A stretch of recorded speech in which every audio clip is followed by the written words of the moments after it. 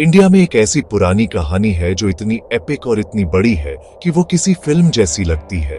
सोचो जरा, दो बड़े योद्धा, दोनों अपनी अपनी जगह लेजेंड, एक ऐसी लड़ाई में आमने सामने आते हैं जिसकी गूंज मिथोलॉजीज में आज भी सुनाई देती है।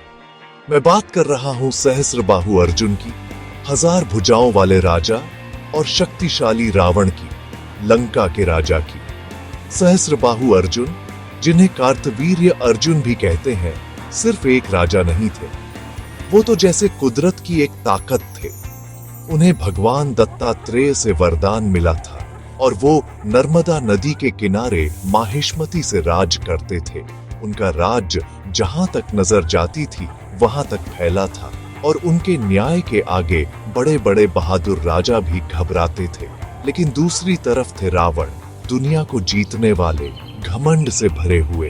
उन्होंने कई राजाओं को हराया था, देवताओं को भी चुनौती दी थी और उन्हें पूरा यकीन था कि कोई उनके रास्ते में नहीं आ सकता।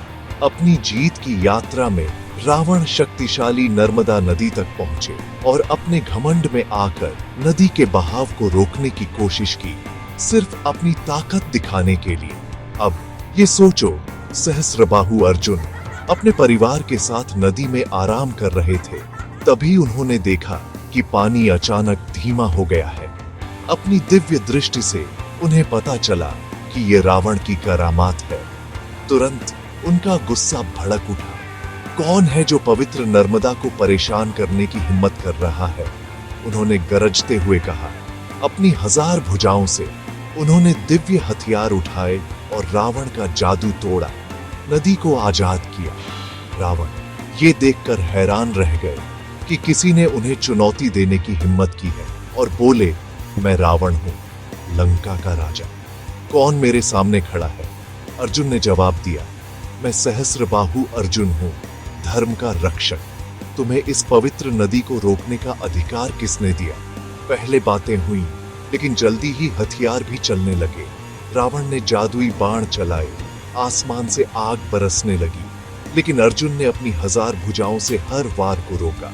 धरती कांप उठी, आसमान गरजने लगा।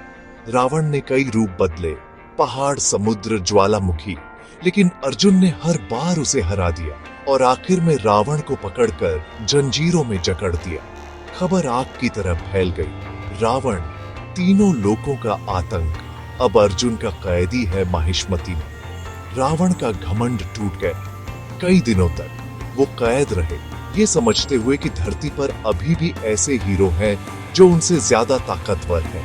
तभी आए अर्षि पुलस्त्य, रावण के दादा। उन्होंने अर्जुन से अपने पोते को आजाद करने की विनती की और आदर के तौर पर अर्जुन मान गए।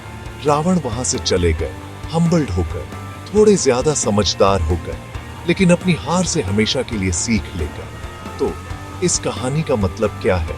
चाहे आप कितने भी ताकतवर क्यों न हो, घमंड से पतन होता है। सच्ची ताकत राइचियसनेस के साथ खड़ी होती है।